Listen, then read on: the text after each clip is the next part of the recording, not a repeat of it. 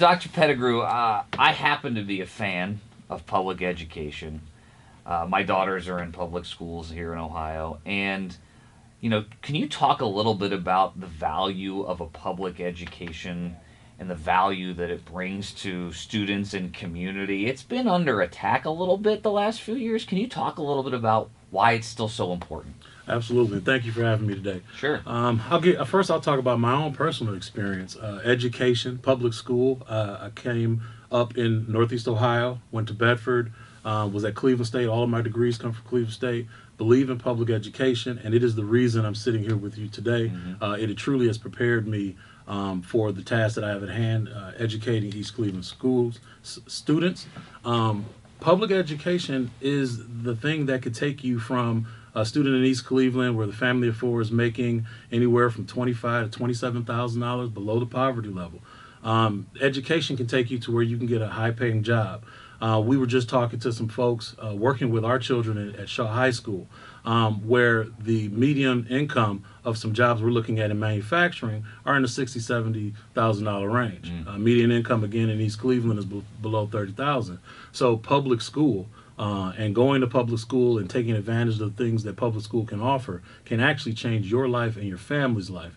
So we hold really, really dear to those things that are going on in public school. I love public school. I'm a public school kid, and so happy to be a public school leader at this point. And I personally want to thank you for taking on. I mean, this is not an easy role. You're leading a district with financial challenges in a time when I think that there's a certain segment of the population that wants to throw grenades at anything that they're not familiar with, and certainly public education is one of them. How do you? We need more people like you, but the perception of the teaching has become more challenging and maybe pays less on average than the previous generation. I think that's hurting public education. Can you talk about that? How do we get more people excited to become educators again? I think, getting on my soapbox, it's about the classroom. In East Cleveland, we purposely don't chase state tests. We don't put a lot of stock in looking at norm-referenced ranking of our students, which really just tied to poverty and tied to social economic issues.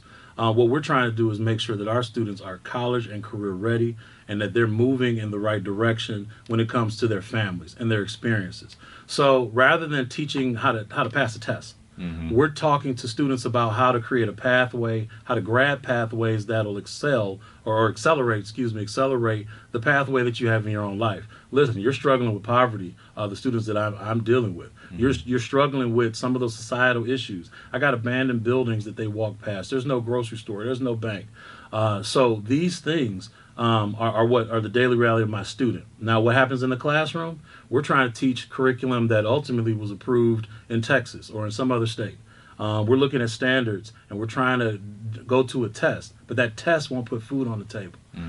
So how do we get more people attracted to education? How do we get more people in public school? It's reframing the narrative. We don't talk to the students enough about what they want, what they need, what their dreams are. Our students tell us, stop just telling us, older generation. Stop telling us what to do. Grab our hand and show us what to do.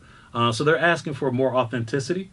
I know I grew up as a young person. It was with teachers. It was do as I say, not as I do. There was this idea that students just needed to conform and they needed to just be little robots. Really, public education primarily was created for factories and manufacturing jobs in previous centuries. Now we're looking at students that they're in the gig economy. Students are not taking long-term jobs. They're not going after those traditional pathways. School has to catch up to where the students are of this generation. So when you talk to me about, how do we increase public school participation and engagement, it starts with the students. It starts talking about their dreams, their ambitions, and then redesign the system to fit them, not maybe what we were years ago. That's such a important thing when you think about the district that you're in, and people that maybe couldn't come to school because of the social economic issues that you're dealing with. I would imagine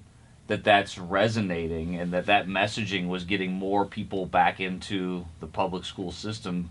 And then obviously we had the pandemic, right? How have you mentioned to me earlier that you had to change, right? You had to move, you had to you may have been caught flat-footed, but who wasn't? Yeah. Can you talk a little bit about what the changes have meant and what that's brought to your district? Absolutely. Well, one of the things we realized that we were in a digital divide. Our students didn't have enough connectivity. So we jumped out and started to purchase hotspots for families or actual hardwiring internet into homes for families to make sure that the students could stay connected. We gave out the Chromebooks as everybody else did, tried to keep up, but we really were coming from behind. We did not have a structure or a plan in our community for what happens when the school shut down. In an impoverished community, in an urban community, the school is the centerpiece of the community. It is where the children get the food. I referenced we don't have any real restaurants or grocery stores. So now the lunch becomes the best meal of the day. Right. We have all of these things that the students are struggling with.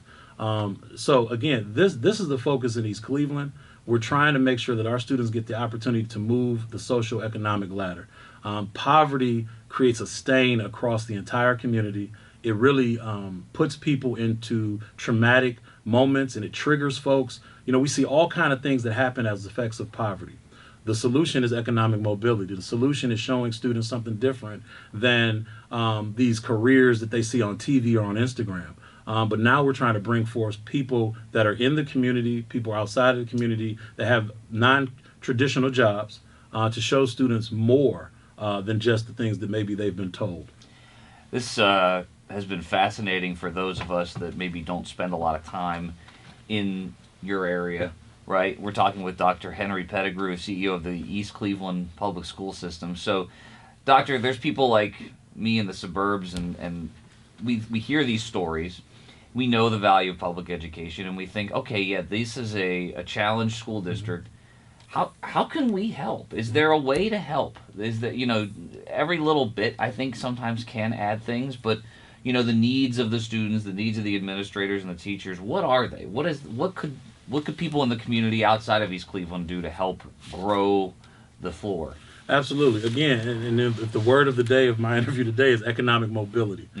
Creating opportunities for internships, externships, job shadowing, opportunities to our students to go out and see that there's a bigger world. You talk about the suburbs. To be clear, East Cleveland is the first suburb of Cleveland. Correct. And as I tell my students, then our suburb should be rival to any other suburb in Northeast Ohio. But it starts with jobs. The jobs have left East Cleveland. The opportunities to make money, they all go outside. Realize when I just told you, and I know I'm talking a lot about economics, but when you don't have these resources of grocery stores and banks, all of your money that you do make as a resident, it leaves your city. So the city continues to get smaller. People continue to leave the city, and the folks that I have now, my children in the schools, are the ones that could not make it out. So there has been a tendency to forget about those students and kind of look the other way. But we choose to help them with their issues head on, whether it's childcare, whether it's economics. As a school district, we hire our students, we hire our parents. Over the last 40 years, there's not been a PTA or PTO in East Cleveland. We put that together last year. So really looking at what can we do to help, it's about creating conditions where our folks can get that economic mobility, where they can change the narrative that maybe has been going on generationally. We do have companies that we're partnering with and talking to. Those of you that are listening, if you have companies that are interested in potentially hiring folks or maybe creating pathways for our students to get jobs in our families, that's what we want to talk about, because ultimately that changes the narrative when I can see that I can sustain my family by the efforts that I'm putting in this classroom. So Dr. Pettiegrew, with all the work that you've had to put in the last 3 or 4 years, taking over the district and then managing through COVID, we're kind of trying to come out of it. I can sense there's a tremendous amount of improvement and motivation to continue to get better.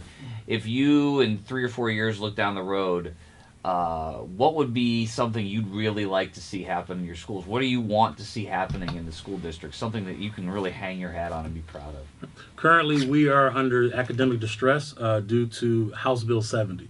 Give a little quick synopsis of that. When a school in the state of Ohio had 3 Fs on local report cards 3 years in a row.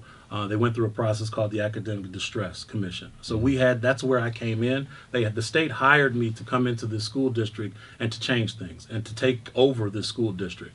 I chose to do something a little differently. I worked with the community, worked with the board. I am now superintendent and CEO.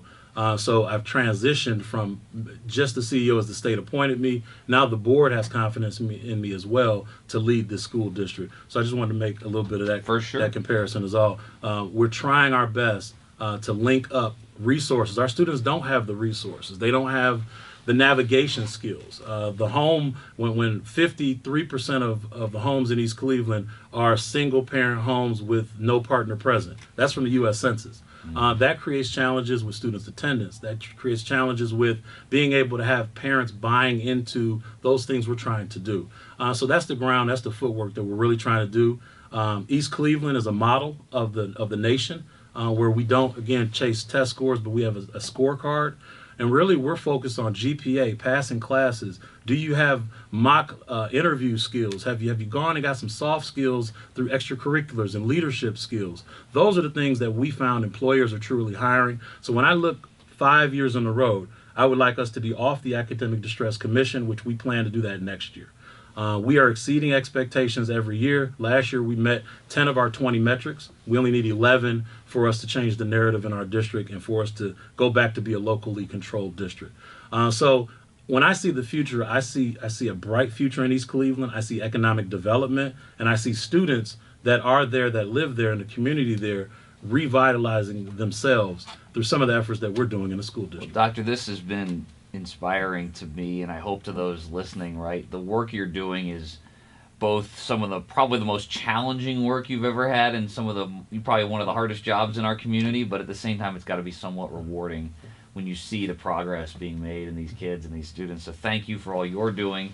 And again, if you can be part of the solution with the East Cleveland City Schools, you can reach right out to Dr. Pettiegrew, and I'm sure he'd be happy to talk to you and your company, right? Absolutely. Reach out to us directly. You can find us on social media or our website. I'll set up a meeting personally with you, and we can talk about how our students and your company can benefit from a mutual relationship. That's fantastic, and we'll be looking forward to seeing more growth to come. Thank you, Doctor. Thanks for your time.